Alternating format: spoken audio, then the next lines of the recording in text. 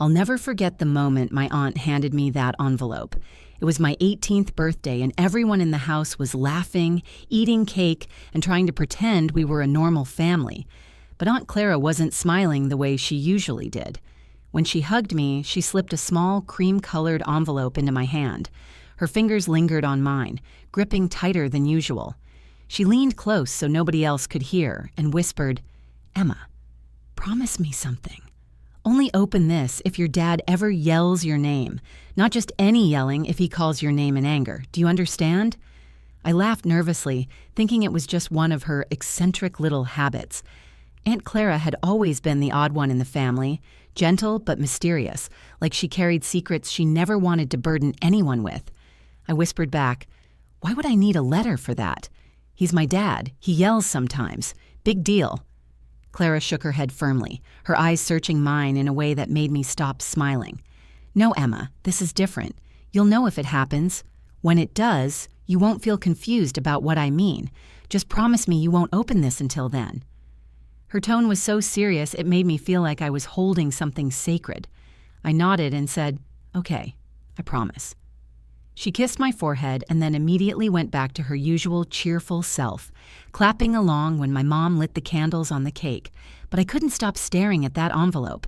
My name, Emma Grace Carter, was written in Aunt Clara's neat looping handwriting. No decoration, no birthday wishes. Just my name, like a warning, sealed in paper. That was 6 years ago. I tucked the envelope away in a drawer, and for the longest time, I didn't think about it. Life moved on. I went to college, started building a career, and kept trying to manage my dad's unpredictable temper. He was the kind of man everyone respected in public. Richard Carter, the hard-working contractor who never missed a Sunday at church. But at home, when his voice rose, it could shake the walls. Still, he never yelled my name. Not like Aunt Clara had described. Not until last week. That's why I'm telling you this story now, because the moment I heard him roar my name, I knew. I knew this was the moment she had been preparing me for all along. But before I explain what was in that letter, you need to understand who these people are in my life, because none of this will make sense without knowing them the way I did. My dad, Richard, is a man who carries his pride like armor. He works with his hands, builds houses from the ground up, and believes nothing in life should be handed to you. When I was little, I worshipped him. But as I grew older, I began to see the cracks, the sudden bursts of anger, the slamming of doors, the way Mom would shrink into silence whenever his voice rose. My mom, Julia, is the opposite. She's gentle, with a smile that tries to smooth out the rough edges in every room she enters. She loves quietly without confrontation, always choosing peace over truth. She used to say things like, "Your dad just has a temper, Emma. Don't take it personally." But deep down, I think she was afraid of what would happen if she ever stopped making excuses for him. And then there's Aunt Clara. She was Mom's younger sister, but they couldn't have been more different. Where Mom was cautious, Clara was bold. Where Mom stayed silent, Clara asked questions nobody else dared to. And where Mom tiptoed around Dad's temper, Clara stood her ground. She was the only adult who ever looked me in the eye and said, "You don't deserve to feel small in your own home." So when she gave me that envelope, I didn't know whether to laugh it off or take it as the most serious thing in the world. But her eyes, those sharp, watchful eyes, told me not to dismiss it. I carried it upstairs that night and tucked it into the back of my dresser drawer behind old notebooks and tangled necklaces. For years, it sat there, untouched, while I convinced myself I didn't need it. But then came last week. The night my father slammed his fist on the table and shouted my name with a rage I'd never heard before. "Emma Grace Carter!" The sound of it still rings in my ears. It wasn't just a shout. It was like he was calling me out, like my very existence had become the target of all his fury. And in that split second, my mind went back to Aunt Clara's voice on my 18th birthday. "Only open this if your dad ever yells your name." That was the moment everything changed. That was the moment I realized the letter had been waiting for me all along. The night my father yelled my name, the house felt different even before it happened. But to understand why, you have to picture the world I lived in. The walls, the people inside them, and the unspoken rules that shaped every moment of my childhood. Our house was a modest 2-story place in Ashwood, a small town where everybody knew everybody. From the outside, it looked like the picture of stability: white siding, a perfectly trimmed lawn, and a porch where Mom set flower pots every spring. To neighbors, we were the Carters, the reliable family, the kind that waved at block parties, showed up at church, and helped shovel snow off the sidewalks in winter. But inside, it was different. Inside, the air carried a constant tension, like a rope pulled tight between my parents. My dad, Richard Carter, was the anchor of that tension. He wasn't a bad man, at least not in the way strangers might think. He worked hard, long days in construction, calloused hands that told stories of labor and discipline. People in town looked up to him. "Richard's the kind of man who doesn't cut corners," they'd say, and they weren't wrong. But what they didn't see was how quickly that same discipline turned into control when he walked through our front door. He had rules for everything. Dinner at 6 sharp, phones off the table, grades above a B weren't celebrated, they were expected. If you failed to meet the standard, you didn't get a lecture, you got silence. And honestly, sometimes the silence was worse than the yelling because it made you feel invisible, like you didn't exist unless you were perfect. Then there was my mom, Julia. She loved us fiercely, but her love came wrapped in caution. She was gentle, soft-spoken, the kind of woman who always offered warm tea when you were upset, but she also avoided conflict like her life depended on it. If Dad's voice rose, she shrank back, smoothing her apron or busying herself with dishes. I used to wonder why she didn't say anything, why she didn't stand up to him. But as I grew older, I realized her silence wasn't weakness, it was survival. And me? I was the daughter who tried to balance between them. I wanted Dad's approval so badly.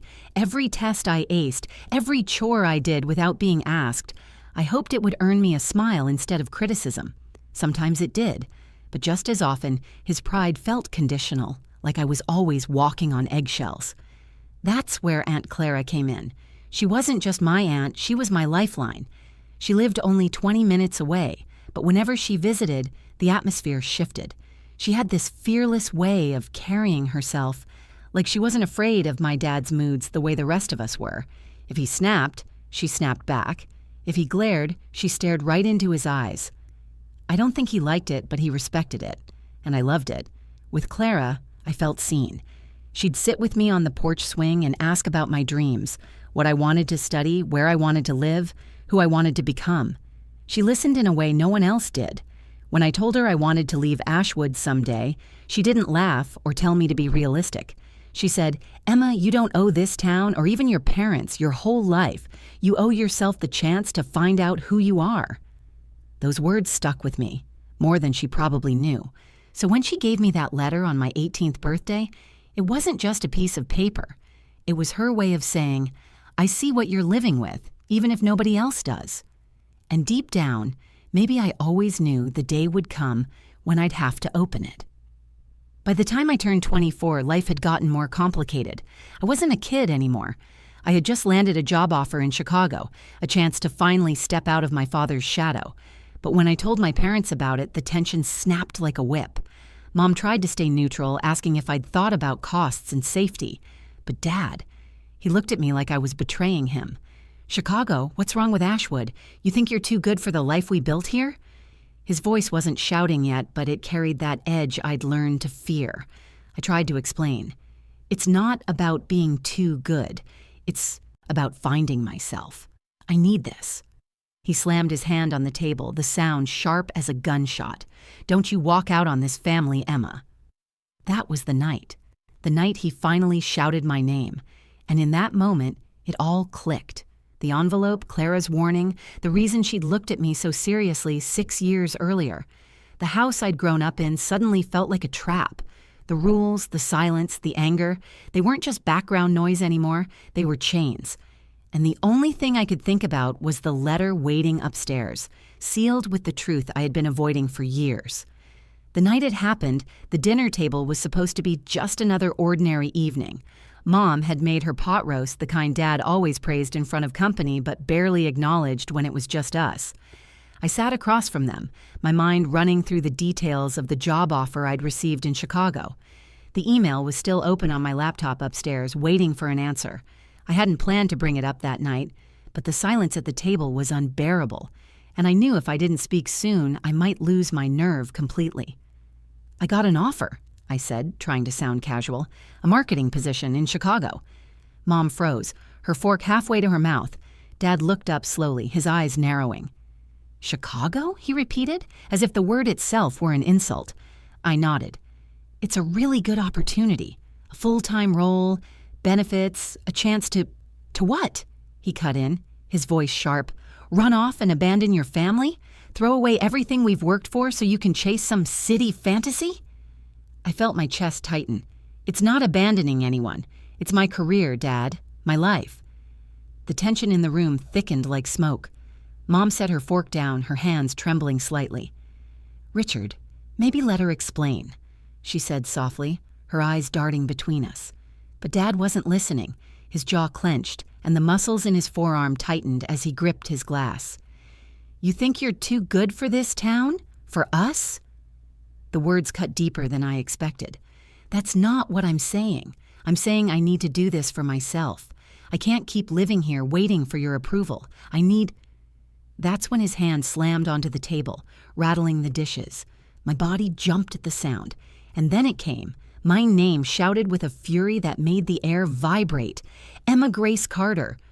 It wasn't just my name. It was a weapon. His voice cracked like a whip, full of anger and betrayal, and for the first time I truly felt like his rage was aimed at me. Not my choices, not my mistakes, but me. Mom gasped, her hand flying to her mouth. "Richard, stop!" But he didn't stop. He leaned forward, his face flushed red, his finger stabbing the air between us. "You think you can walk out of this house and live on your own? You'll fail. You'll come crawling back, and when you do, don't expect this family to be waiting for you with open arms." I sat frozen, my heart pounding so hard it drowned out his words.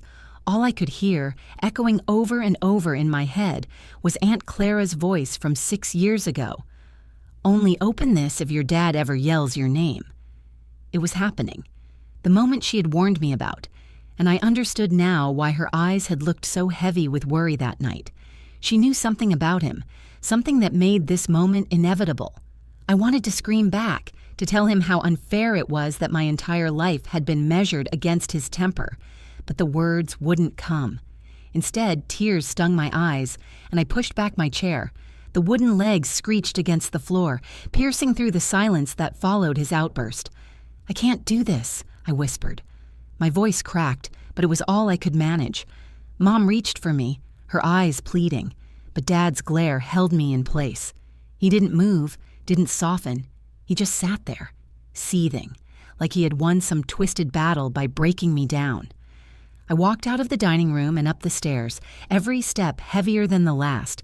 My legs shook, my stomach churned, but my mind was sharp with one thought: the envelope. In my bedroom, I closed the door and leaned against it, my breath shallow and uneven. For years, I'd hidden that letter in the back of my drawer, convincing myself I'd never need it. But now, as Dad's voice still echoed in my ears, I knew this was the night Aunt Clara had prepared me for.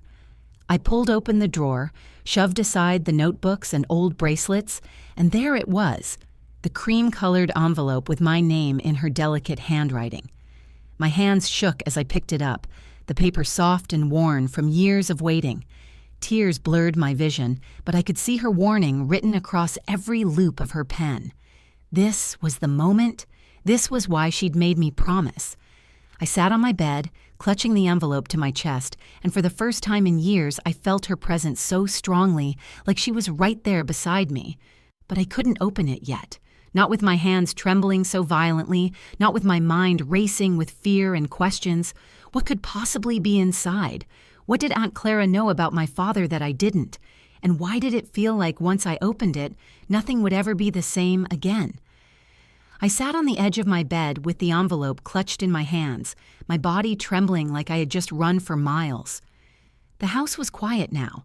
Downstairs, the scrape of my father's chair against the kitchen floor had echoed after me, followed by the muffled sound of the television switching on. That was his routine after an argument.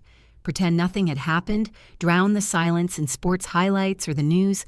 But upstairs in my room, silence pressed down like a heavy blanket. My mom hadn't come after me.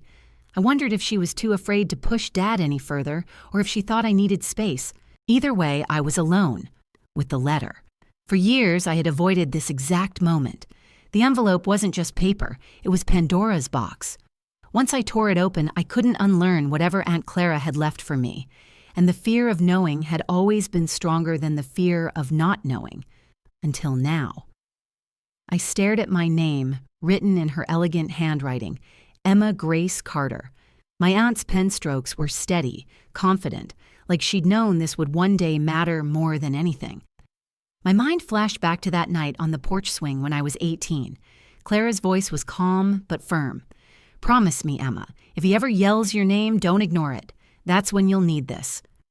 At the time, I thought she was being overdramatic, maybe even a little paranoid. But sitting there now, with my father's voice still echoing in my skull, I realized she hadn't been paranoid at all. She'd been preparing me. My hands shook as I ran a finger along the flap of the envelope. The seal was still intact, a thin line of glue that seemed far stronger than it should be. My chest tightened. What if the letter revealed something unforgivable? What if it confirmed the fear I'd carried since childhood, that my father's anger was more than just temper? I set the letter on my lap and pressed my palms into my eyes, trying to steady myself. My breaths came fast and shallow. "Do it, Emma." But then another voice fought back. "No, once you know, you can't go back." I stood up, pacing my room in the dim light from my bedside lamp. I looked at the window, half expecting to see Aunt Clara's face smiling at me from the dark. But she was gone. She'd been gone for almost 3 years now. This was the only piece of her she had left me. I sat again and whispered out loud, as if she could hear me. "Clara, I'm scared." And in my memory, her voice answered, "Fear means you're standing at the edge of something important. Don't let it stop you." The storm outside had started to roll in by then. Rain tapped against the glass, and thunder rumbled low in the distance. It felt cinematic, almost too perfect, like the universe itself was pushing me toward this decision. Finally, I picked up the envelope again and held it to my chest. My heartbeat thundered against it. I whispered, Okay, I'll do it." But before I opened it, I needed to prepare myself. I closed my eyes and pictured the people in my life. Mom, always smoothing tension, always pretending everything was fine. Dad, with his rigid pride and his volcanic temper. And Clara, her steady hands, her knowing eyes, her courage. I realized this wasn't just about me. Clara had trusted me to carry this truth, whatever it was. She hadn't given the letter to Mom or Dad. She had given it to me. That meant something. I took a deep breath, slid my finger under the seal, and slowly tore it open. The sound of paper ripping felt deafening in the quiet room. My hands shook as I pulled the folded sheets free. For a long moment, I just held them, staring at the handwriting I recognized instantly as hers. Every loop and line felt like a piece of her was still here with me. My throat tightened. Then I unfolded the pages. My eyes scanned the first words, and I felt the world tilt beneath me.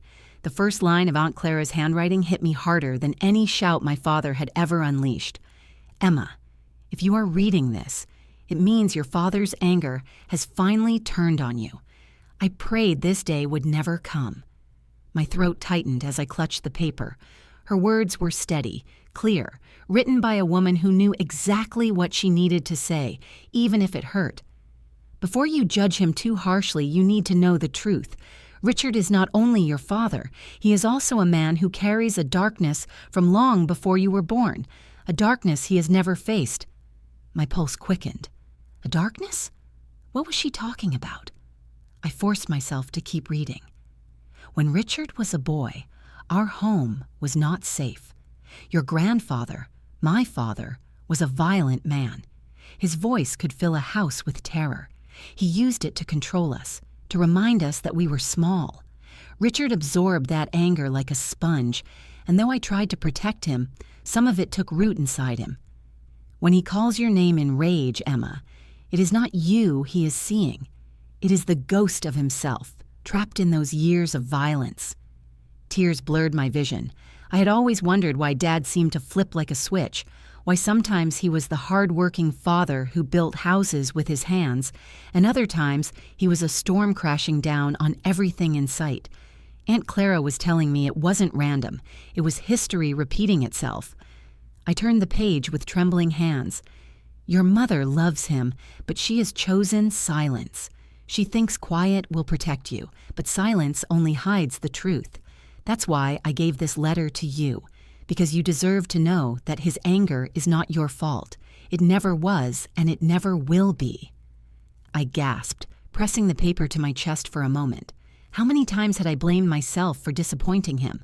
How many times had I wondered if I was the reason he got so angry? Clara was telling me what I had never been able to say out loud. I was not the problem. I continued reading. If he has yelled your name, then the line has been crossed. You cannot wait for him to change. Protect yourself, Emma. You are stronger than his temper. And if you need a way out, I made sure you would have one. Enclosed with this letter is information about a trust account in your name. It's not much, but it's enough to give you a choice. To leave, to build your own life, to be free. My breath caught in my throat. She had planned for this, down to the last detail. Clara had given me not just words, but a lifeline. At the bottom of the page, her handwriting shifted, softer, almost like she was speaking directly to me. I know you. Love your father. So do I, but love should never come at the cost of your safety or your spirit. If you leave, do not feel guilt. If you stay, do not accept blame. Whatever you choose, do it because it is what your heart needs, not what his anger demands. And remember this above all. You are not his rage. You are not his past. You are my Emma, and you are strong enough to write your own future.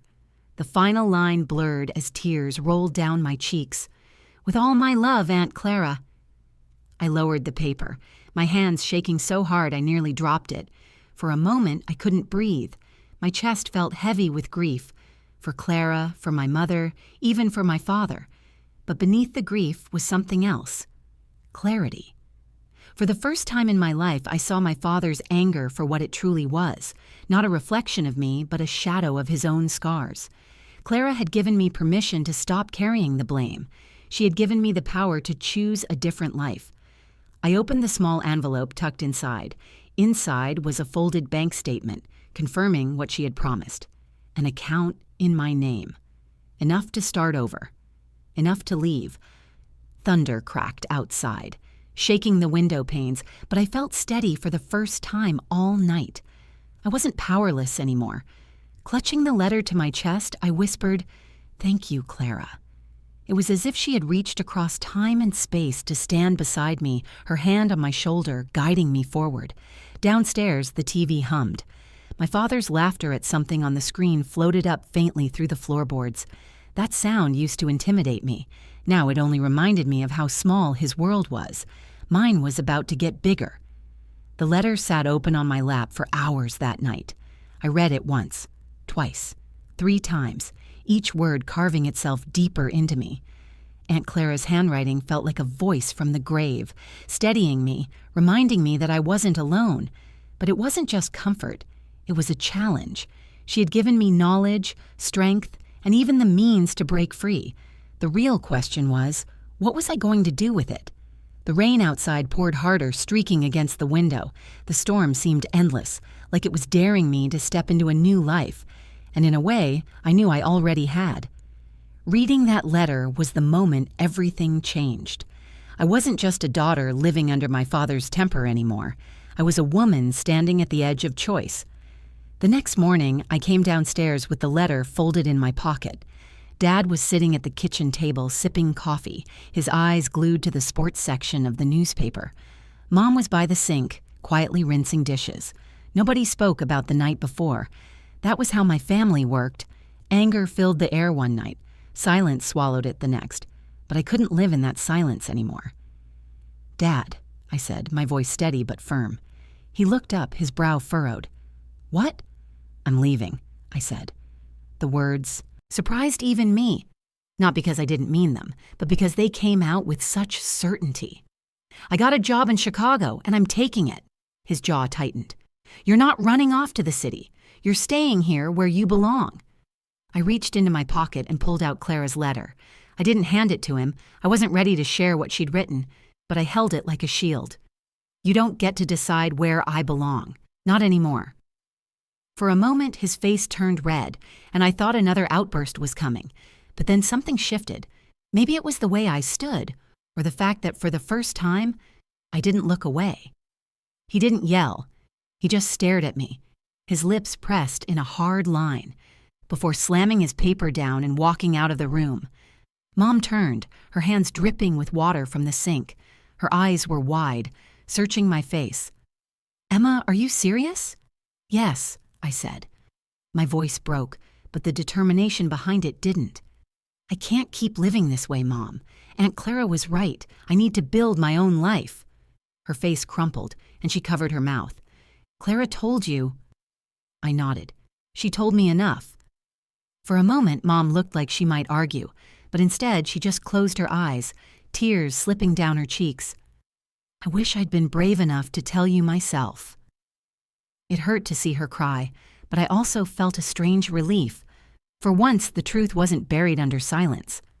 That afternoon, I packed a small suitcase. I didn't take much, just clothes, a few books, the photo of Aunt Clara and me on the porch swing, and the letter. Always the letter. When I wheeled the suitcase to the front door, Mom hugged me so tightly I could barely breathe. Call me every day, she whispered. I will, I promised. Dad didn't come to say goodbye. I didn't expect him to. As I stepped outside, the sun broke through the clouds left behind by the storm. The air smelled clean, like the world itself had been washed new. My heart pounded with fear and excitement. For the first time, I wasn't waiting for someone else's permission to live my life. I was giving it to myself. The drive to Chicago was long, but with every mile, I felt the weight of the house behind me lift a little more. Aunt Clara's words echoed in my mind. You are not his rage. You are not his past. You are my Emma.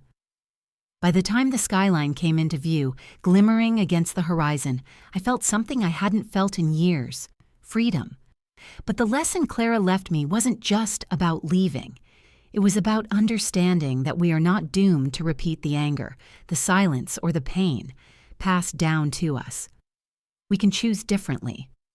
We can break the cycle. I still love my father. That hasn't changed. But I no longer carry the weight of his anger like it belongs to me. I see it now for what it is, a scar from his past, one he refuses to heal. That scar doesn't define me. And if there's one thing I want anyone listening to my story to take away, it's this. Love doesn't mean surrendering yourself to someone else's rage. Love doesn't mean silencing your dreams. Sometimes the bravest thing you can do is step into the unknown, armed with the truth and the strength to keep moving forward.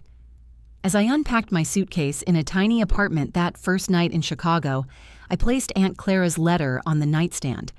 It wasn't just paper anymore. It was a map, a shield, a reminder of the woman who believed in me enough to give me a choice when I thought I had none. And every time I feel fear creeping in, I whisper her words to myself. You are stronger than his temper. Because now I know it's true.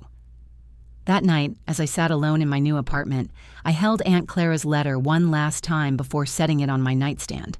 For years, I thought of it as a secret I was too afraid to open. But now, it's the reason I'm free. Her words still echo in me. You are stronger than his temper. You are not his past. You are my Emma. And maybe that's the lesson I want to leave with you. No matter where you come from, no matter what voices of anger or doubt you've carried in your life, you don't have to let them define you. You have the power to choose your own path. If this story touched you, if it made you feel something, I'd love to hear from you. Share your thoughts in the comments below. Have you ever carried someone else's anger like it was your own?